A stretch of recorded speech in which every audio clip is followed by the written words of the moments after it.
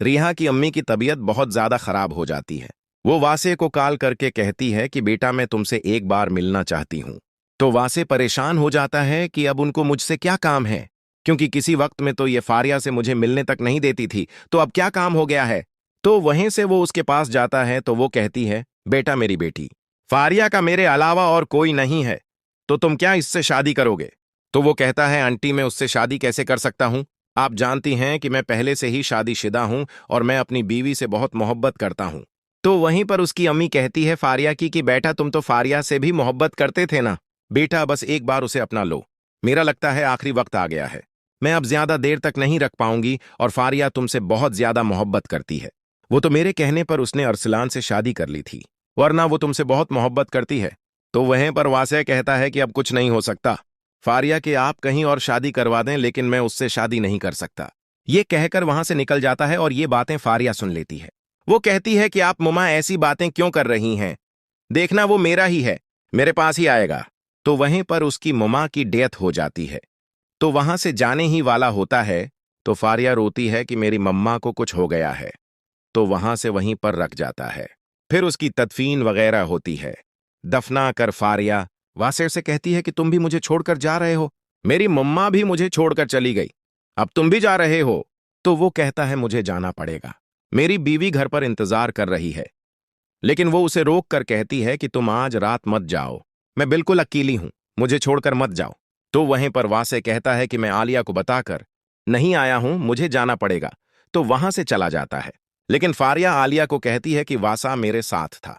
तो वहां से आलिया सोचती है कि मुझे वहां जाने का बताकर क्यों नहीं गया। वो परेशान होती है और उसको इस पर शक होने लगता है। लेकिन हकीकत ये होती है कि वासे सिर्फ और सिर्फ फारिया को रिजेक्ट करके आ रहा होता है, क्योंकि वो आलिया से बेहद मोहब्बत करता है। आलिया देखती है कि वासे अभी तक नहीं आया, तो वो अपने घर चली जाती है। जैसे ही घर जाती है तो उसकी बहन फजा उसे कहती है कि मैं और इकरम एक दूसरे से बहुत मोहब्बत करते हैं। तो आलिया उसे कहती है कि ऐसा बिल्कुल नहीं हो सकता, जैसा तुम सोच रही हो, तुम्हारी और इकरम की शादी उसकी मम्मा हरगज नहीं करवाने देगी। इकरम की मम्मा पसंद की शादी के खिलाफ हैं।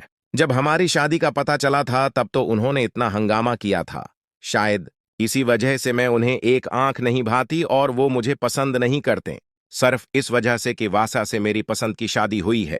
फद्दा कहती है ऐसा कुछ नहीं होगा, इकरम मुझे बहुत पसंद करता है और मैं भी उसे बहुत पसंद करती हूं। लेकिन आलिया समझाती है कि ऐसा बिल्कुल भी नहीं हो सकता, क्योंकि आंटी को मैं बिल्कुल पसंद नहीं हूं। इसके बाद जब वासे की मम्मा आलिया की बुराइयां करती है तो वासे खामोशी से सुनता है।